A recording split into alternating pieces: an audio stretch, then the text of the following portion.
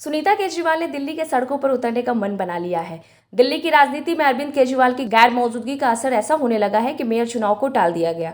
Jail से सरकार चलाने का इरादा भी प्रतीकात्मक ही नजर आ रहा है। आखिरी उम्मीद के रूप में आम आदमी पार्टी के नेता अरविंद केजरीवाल की पत्नी सुनीता केजरीवाल को सड़क पर उतारने की तैयारी चल रही है। अरविंद केजरीवाल के जेल जाने का असर साफ साफ दिखाई पड़ रहा है। मेयर और डिप्टी मेयर चुनाव को टाल दिया जाना ऐसा पहला वाकया है। अरविंद केजरीवाल की कमी को साफ तौर पर महसूस किया जा सकता है। मेयर और डिप्टी मेयर का चुनाव टाले जाने के कारण भले जो भी हो, लेकिन उपराज्यपाल वीके सक्सेना ने आधार तो मुख्यमंत्री की गैर मौजूदगी को ही बताया है। एलजी ऑफिस की तरफ से ये कहा गया है कि मुख्यमंत्री की सिफारिश के बिना पीठासीन अधिकारी के नियुक्ति के संबंध में कोई भी फैसला लेना ठीक नहीं होगा। उपराज्यपाल की ये सलाह है कि मौजूदा हालात में कानून की पवित्रता और लोकतांत्रिक प्रक्रिया को बरकरार रखने की कोशिश होनी चाहिए। मुख्यमंत्री अरविंद केजरीवाल के जेल से दिल्ली की सरकार चलाने की बात करें तो उसमें भी राजनीतिक बयानबाजी से ज़्यादा का स्कोप नहीं लग रहा है। मेयर चुनाव के लिए जिस तरह मुख्यमंत्री की संस्तुति को महत्व दिया गया है, दिल्ली सरकार के मंत्रियों के साथ अरविंद केजरीवाल की मुलाकात का भी कोई खास नतीजा नहीं निकल पा रहा है। जेल से सरकार चलाने की बात करें तो मंत्री भी अरविंद केजरीवाल से मिलने जुलने के अलावे कोई बहुत बड़े काम करते नजर नहीं मालूम पड़ रहे हैं, चाहे वो दिल्ली सरकार के मंत्री हो, पंजाब के हो या फिर कहीं और के हो। अरविंद केजरीवाल से मुलाकात के बाद सिर्फ इतना ही कह पा रहे हैं कि जेल में होने के बाद भी दिल्ली के मुख्यमंत्री की सिर्फ एक ही चिंता बनी हुई है कि दिल्ली के लोगों को किसी प्रकार की कोई दिक्कत तो नहीं हो रही है। मुख्यमंत्री की पत्नी सुनीता केजरीवाल का भी अब तक इस बात पर जोर रहा है कि उनका रोल अरविंद केजरीवाल के मैसेंजर तक ही सीमित है। वो बात रामलीला मंदिर से लेकर रांची की रैली तक की हो, हर जगह सुनीता केजरीवाल या तो अरविंद केजरीवाल की दिल्ली के लोगों के लिए फिक्र की बात दोहराती है या फिर जेल में उनकी हत्या की आशंका जताती है। तिहाड़ जेल में दो गुटों के बीच हिंसक मारपीट के बाद राज्यसभा सांसद संजय सिंह ने भी ऐसे ही आशंका जताई। जो भी परिस्थितियां हैं, उनमें सुनीता केजरीवाल का खुलकर सामने आना, अरविंद केजरीवाल के संदेशवाहक की भूमिका से आगे बढ़ना और अब दिल्ली की सड़कों पर उतरकर आम आदमी पार्टी के चुनाव कैंपेन का नेतृत्व करना जरूरी हो गया है। अब ये देखना होगा कि सुनीता केजरीवाल के मोर्चा संभालने का कितना असर होता है। सुनीता केजरीवाल क्या मोर्चा ढंग से संभाल पाती हैं या नहीं। लोकसभा चुनाव के लिए आम आदमी पार्टी का अपना कैंपेन सॉन्ग भी लॉन्च हो चुका है। आम आदमी पार्टी पहले से ही जेल का जवाब वोट से कैंपेन चला रही है और उसका नेतृत्व गोपाल राय कर रहे हैं।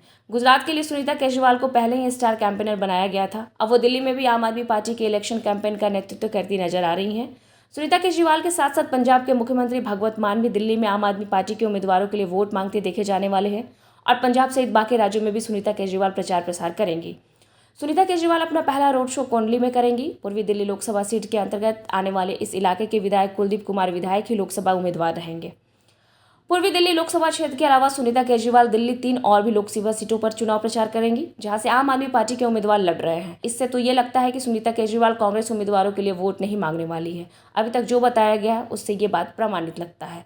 दिल्ली में आम आदमी पार्टी और कांग्रेस मिलकर लोकसभा चुनाव लड़ रहे हैं। चुनावी समझौते के तहत आम आदमी पार्टी पूर्वी दिल्ली, पश्चिमी दिल्ली, दक्षिण दिल्ली और नई दिल्ली लोकसभा सीट पर चुनाव लड़ रही है, जबकि कांग्रेस उत्तर पूर्वी दिल्ली, उत्तर पश्चिम दिल्ली और चांदनी चौक लोकसभा सीट से चुनाव मैदान में है।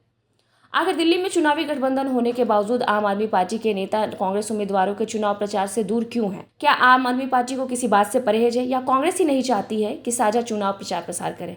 जेल से सरकार चलाने में भले ही कोई संवैधानिक बाधा नहीं हो, भले ही अदालतों से इस पर रोक लगाने की मांग वाली याचिकाएं खारिज होती जा रही हैं, लेकिन कैबिनेट मंत्रियों से मुख्यमंत्री अरविंद केजरीवाल की जिस तरीके से मुलाकात हो रही है, भला उसमें क्या बात हो सकती है? ऐसा भी मौका तो नहीं है कि पास बैठकर अरविंद केजरीवाल मंत्रियों से सलाह कर सकें। मुलाकात तो शीशे के आर पार ही हो रही है और बातचीत भी इंटरकॉम पे ही होती है। अब कैबिनेट की मीटिंग में भी ऐसे सार्वजनिक तौर पर बात होती नहीं। वैसे भी ये मुलाकात निजी हैसियत से होती है, जैसे कोई कैदी अपने घर परिवार, रिश्तेदार या वकील से मिलता है, ठीक उसी प्रकार से नेता भी अरविंद केजरीवाल से मिल रहे हैं।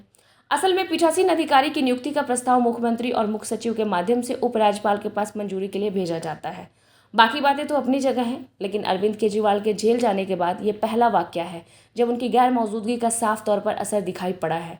सुनीता केजरीवाल को दिल्ली में चुनाव कैंपेन का नेतृत्व सौंपा जाना भी इससे जुड़ा हुआ ही लगता है और आने वाले दिनों में उनकी बढ़ी हुई संभावित भूमिका का संकेत भी दे रहा है। हो सकता है और भी व्यवहारिक दिक्कतें आई तो सुनीता केजरीवाल को अरविंद केजरीवाल के मैसेंजर से आगे बढ़ाते हुए उनका उत्तराधिकारी भी बना दिया जाए।